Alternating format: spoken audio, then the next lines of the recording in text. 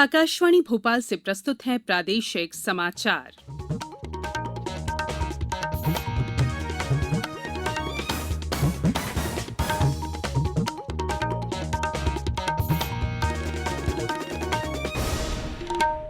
नमस्कार, समाचारों के साथ मैं संयुक्ता बैनर्जी। पहले मुख्य समाचार। आजादी के 75वें साल को राज्य सरकार अमृत महोत्सव के रूप में मनाएगी। मुख्यमंत्री भोपाल में शौर्य स्मारक से करेंगे महोत्सव की शुरुआत। देश में अभी तक 2,56,90,000 से अधिक लोगों को लगाया गया कोविड का टीका। और चक्रवात के चलते प्रदेश के कई जिलों में हुई बारिश। राजधानी भोपाल में भी आज सुबह से गरज चमक के साथ हो रही है बूंदाबांदी। अब समाचार विस्तार से। देश की आजादी के 75वें साल को राज्य सरकार आजादी का अमृत महोत्सव के रूप में मनाएगी।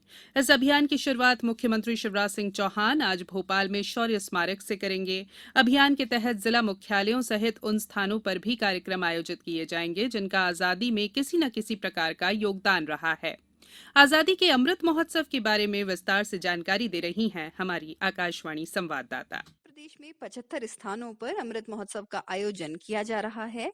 प्रदेश में कदम कदम पर स्वतंत्रता संग्राम की अमर गाथाएं मौजूद हैं। प्रत्येक जिले के अलावा ऐसे सभी स्थलों पर कार्यक्रम आयोजित किए जाएंगे। राज्य स्तरीय कार्यक्रम शौर्य स्मारक भोपाल में आयोजित किया जा रहा है। प्रमुख सचिव संस्कृति और पर्यटन शिव शेखर शुक्ला ने बताया कि स्वतंत्रता के अमृत महोत्सव का आयोजन मध्य प्रदेश से जुड़े स्वतंत्रता सेनानियों जैसे चंद्रशेखर आजाद, तात्या टोपे, रानी दुर्गावती, बिरसा मुंडा और कई अन्य वीरों से जुड़े स्थलों पर किया जाएगा। पूजा पी वर्धन, आकाशवाणी समाचार भोपाल। दूसरी ओर आज ही प्रधानमंत्री नरेंद्र मोदी आजादी के अमृत महोत्सव से संबंधित गतिविधियों का शुभारंभ करेंगे। इस उपलक्ष्य में वे गुजरात में अहमदाबाद के साबरमती आश्रम से पदयात्रा को रवाना करेंगे। ये महोत्सव स्वतंत्रता की 75वीं वर्षगांठ के उपलक्ष्य में मनाए जाने वाले विभिन्न कार्यक्रमों की श्रृंखला है। 15 अगस्त 2022 को आजादी के 75वीं वर्षगांठ से 75 सप्ताह पहले आज से इन कार्यक्रमों का शुभारंभ हो रहा है। साबरमती आश्रम से नवसारी में दांडी तक पदयात्रा में 81 पदयात्री शामिल होंगे। संस्कृति मंत्री प्रहलाद सिंह पटेल पदयात्रा के 75 किलोमीटर के पहले चरण का नेतृत्व करेंगे। आज का दिन महात्मा गांधी के ऐतिहासिक नमक सत्याग्रह से भी जुड़ा है। वर्ष 1930 में 12 मार्च को महात्मा गांधी ने नमक कानूनों के विरोध में 81 पदयात्रियों के साथ साबरमती आश्रम से दांडी मार्च शुरू किया था। देश में अब तक 2,60,00,000 से अधिक लोगों को कोविड टीके लगाए जा चुके हैं।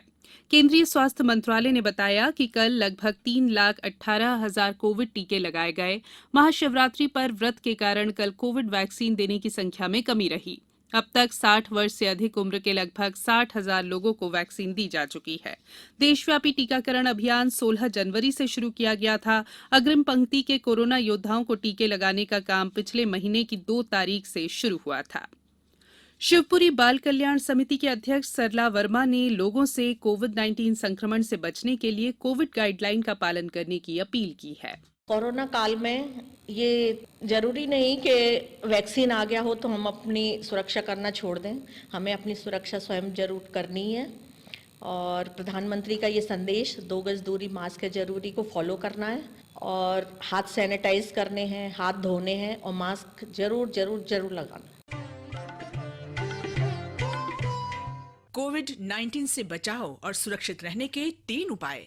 मास्क लगाएं, 2 गज दूरी है जरूरी, सुरक्षित दूरी रखें, हाथ और मुंह साफ रखें। ब्रेक के बाद बुलेटिन में एक बार फिर आप सभी का स्वागत है। स्कूल शिक्षा विभाग के द्वारा अनुगूंज नाम से आयोजित होने वाला 2 दिवसीय नृत्य, संगीत और नाट्य समारोह आज से शुरू हो रहा है। इसका शुभारंभ मुख्यमंत्री शिवराज सिंह चौहान करेंगे। शासकीय सुभाष उत्कृष्ट विद्यालय में अनुगूंज समारोह आज शाम 6:30 बजे होगा। स्कूल शिक्षा राज्य मंत्री और सामान्य प्रशासन राज्य मंत्री इंदर सिंह परमार समारोह की अध्यक्षता करेंगे। एक भारत श्रेष्ठ भारत की अवधारणा पर आधारित अनुगूंज का आयोजन 13 मार्च तक किया जाएगा। उप सचिव अनुभा श्रीवास्तव ने बताया कि अनुगूंज समारोह स्कूल शिक्षा विभाग का एक रचनात्मक प्रयास है जो विद्यार्थियों की शिक्षा के साथ साथ उनके रचनात्मक और सर्वांगीण विकास पर केंद्रित है। मुख्यमंत्री शिवराज सिंह चौहान मिशन नगरोदय के तहत आज विभिन्न जन कल्याणकारी योजनाओं के 3,300 करोड़ रुपए के हित लाभ का वितरण करेंगे। राज्य स्तरीय कार्यक्रम दोपहर 1:30 बजे से शाम 4:30 बजे तक आयोजित किया जाएगा, जिसका प्रसारण राज्य के 407 नगरीय निकायों में किया जाएगा। 4 देशों के नेताओं की पहली शिखर बैठक आज वर्चुअल माध्यम से होगी। प्रधानमंत्री नरेंद्र मोदी, ऑस्ट्रेलिया के प्रधानमंत्री स्कॉट मॉरिसन, जापान के प्रधानमंत्री योशिहिदे सुगा और अमेरिका के राष्ट्रपति जो बाइडेन इस शिखर बैठक में भाग लेंगे। बात मौसम की। प्रदेश में बने चक्रवात के चलते कई जिलों में कल से बादल छाए हुए हैं और कई स्थानों पर बारिश हुई है। राजधानी भोपाल में बीती रात बादल छाए रहे और आज सुबह बूंदाबांदी हुई। कल गुना में 12 मिलीमीटर बारिश दर्ज की गई। वहीं जबलपुर में तेज आंधी चली। पचमढ़ी में हल्की बारिश हुई। वहीं छिंदवाड़ा और सागर में भी मामूली बारिश हुई। मौसम केंद्र ने अगले 24 घंटों तक प्रदेश के अधिकांश हिस्सों में बादल छाए रहने और गरज चमक के साथ बूंदाबांदी की संभावना जताई है।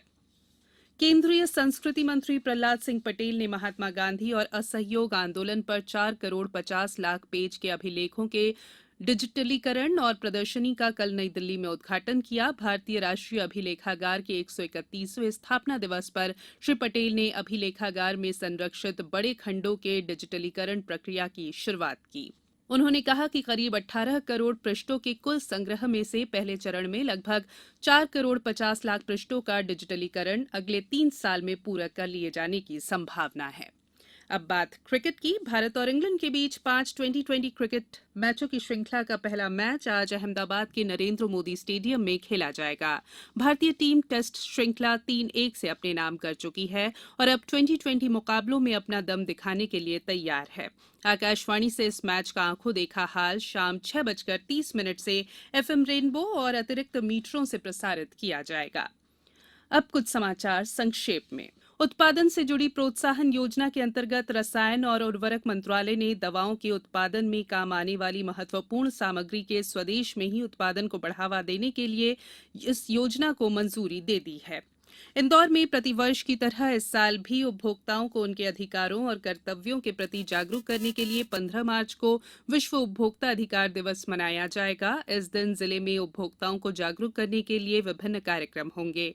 महाशिवरात्रि पर्व के अवसर पर विश्व प्रसिद्ध भोजपुर शिव मंदिर परिसर में कल से भोजपुर उत्सव की शुरुआत हुई। ये उत्सव 3 दिनों तक चलेगा और आदिवासी लोक कला और बोली विकास अकादमी के गमक कार्यक्रम के अंतर्गत आज शाम 6:30 बजे जनजातीय संग्रहालय में उज्जैन की सुश्री महंत माया देवी अंजना द्वारा मालवी भजन गायन और सुमंती देवी भगत और साथी भोपाल द्वारा उराव जनजाति नृत्य की प्रस्तुति होगी। बुलेटिन में फिलहाल इतना ही। अंत में एक संदेश। मास्क और 2 गज की दूरी, हाथ धोना भी है जरूरी। नमस्कार।